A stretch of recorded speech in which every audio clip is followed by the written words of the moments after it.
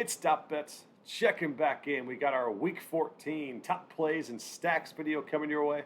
In this video, we will be going over 3 game stacks that you should be through by winning in the high-risk GPP lineups. If you guys do not know what that means, first time checking into the YouTube videos, I'll go over that briefly, and then we will give away 3 to 5 top plays at each position as well. So before we get going, hit that like button and hit that subscribe button. Let me know in the comments below who you guys are on. I'm also giving away $100. We have a $100 giveaway. I need to get to 4,000 Twitter followers. Reach me at @.bets on Twitter. Just go ahead. It's my pinned tweet. You got to retweet it and tag a friend. Then you're into the contest. We need 4,000 followers by Sunday. I will announce it on the live Twitch show on the dot at 10:30 if we get to 4,000. So everybody, go tell your friends and make sure you go follow @.bets. I need to get to 4,000. We are right there. I appreciate all the support you guys have given me.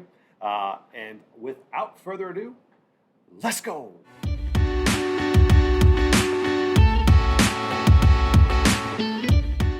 All right, so we'll dive into the top stacks of the week. Before we get going, right here below me, that is the Occupy Fantasy logo. Guys, absolutely get after it on the DFS landscape. If you're looking for a lineup optimizer builder or any, you can join their Discord as well. Join my free Discord below. But guys, check out them at Occupy Fantasy. Absolutely have some of the best information to help you build better lineups as well. So go check out the guys at Occupy Fantasy. Tell them I sent you. They should hook you up. All right. 3 game stacks that I am in love with this week.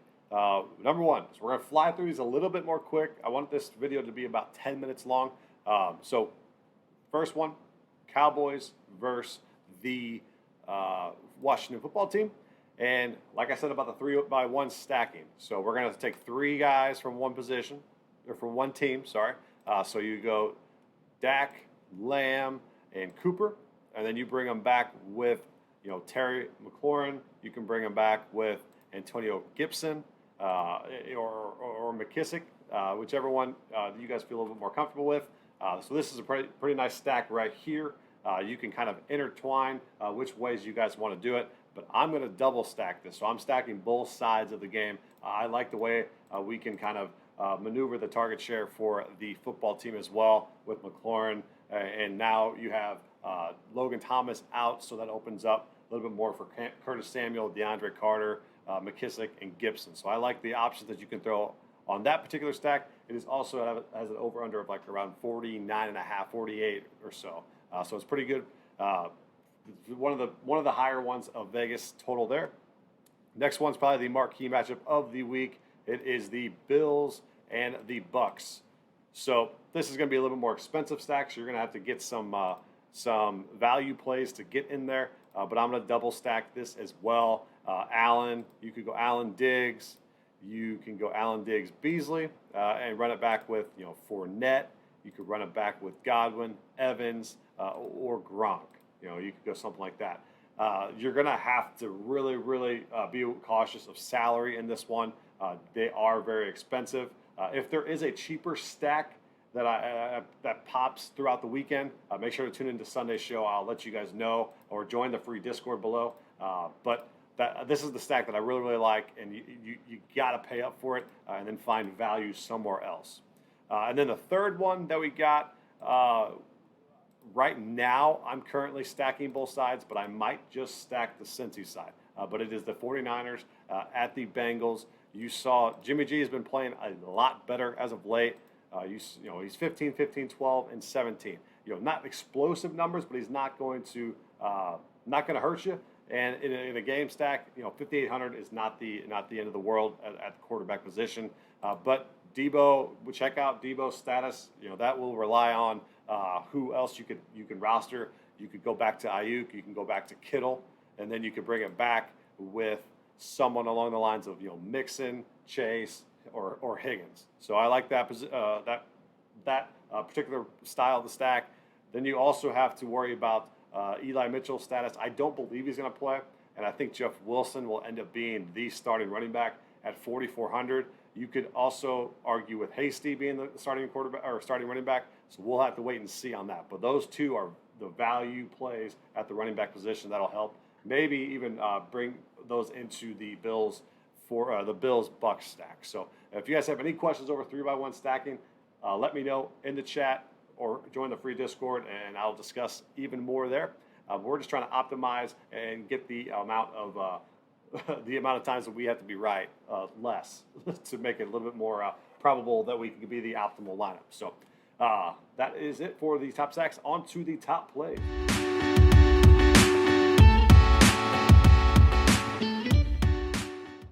All right, before we get into the top plays of Week 14, go check out our guys at matchbets.com. Use code DB100 and get a 100% sign-up bonus up to $1,000. That is DB100, and you get a 100% sign-up bonus to matchbets.com. All right, so briefly fly through these a little bit. Try to get this under 10 minutes or so. We have our quarterback position, so it's going to be the top stacks. Those are pretty much the top plays in regards to those. These are kind of, if you don't like those plays, we can definitely see these guys doing well this week as well. Number one guy is Justin Herbert. He has a couple issues at the wide receiver position. I believe they will be straightened out by Sunday. I don't know if Keenan Allen will play, but I do believe Mike Williams will end up playing. Then you have Guyton, then you got Cook, you got he'll and then you have Eckler as well. So you have he still has his guys. Or Keenan Allen will be the one to watch on Sunday. Then you scroll down a little bit. You got Taysom Hill. I know he's dealing with that finger issue at 5,600. He's going to ball out, I believe. You could run him, kind of what they call naked, where you just play him and you don't stack him. Maybe you play him and Kamara. But those are the two skill players that I would play from the Saints this week. Next one, kind of contrarian, I would say. He just hasn't done much this year. He's kind of expensive for what he is. But Russell Wilson. I think this is a bounce back spot here for this Seattle team against this horrific Texans defense. And I think you can see a Wilson, Lockett, you can see Metcalf have a pretty big week. Potential stack. Not going to probably end up doing that, but I like bits and pieces of this game. On the running back position, all right, so this is where it gets very interesting.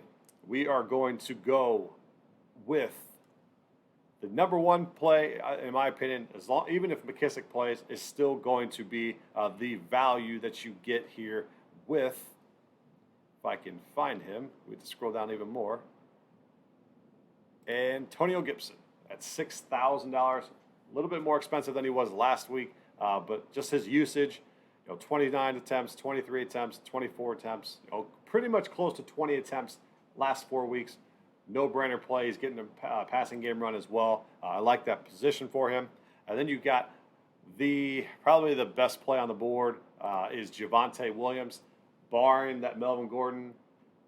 I know Melvin Gordon's supposed to play. I don't think it'll matter too much just because Javonte is kind of going to take over that backfield, and it will continue to show in weeks to come. So I like Javonte here at 5,900, trying to lead that Broncos backfield.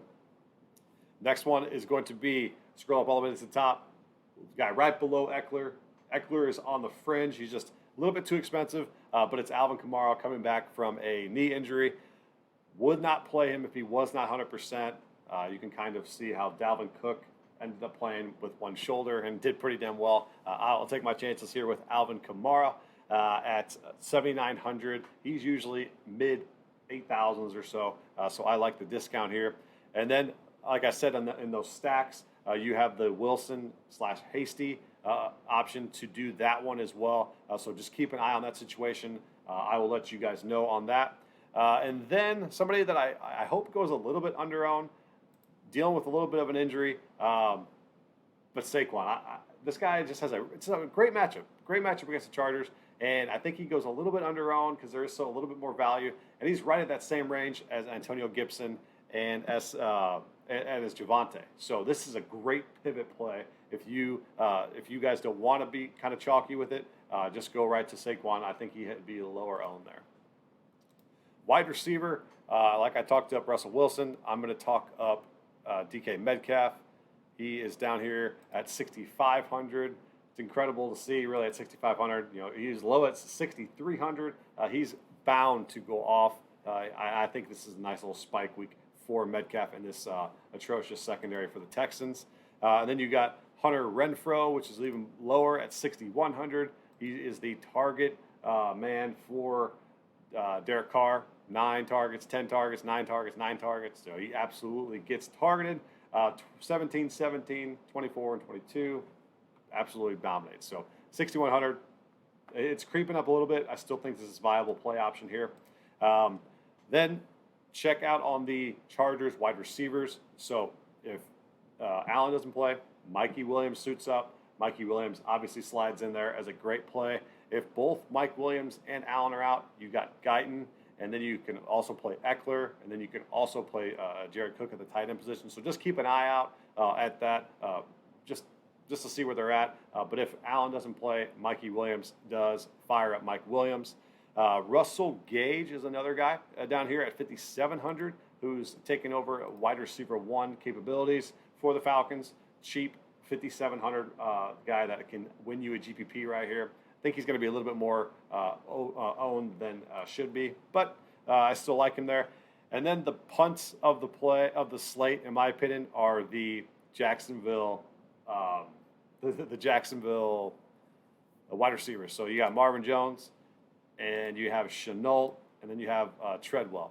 And Treadwell is all the way down here at 3,400, but he's been getting a ton of run. 9 points and 10 points. And if you get that out of a $3,030 or $3,400 guy, that is good. I like the value here against this Tennessee defense coming out of the bye. I think Jacksonville can throw it on them a little bit, but it is, like I said, it's a punt play. Tight end position is very top heavy this week, and I'm going to roll with Travis Kelce here at 7,400. The best matchup he gets is against this Vegas team, and off of a great bounce back spot right here, I can see him getting not 1, but I believe he gets 2 touchdowns this week.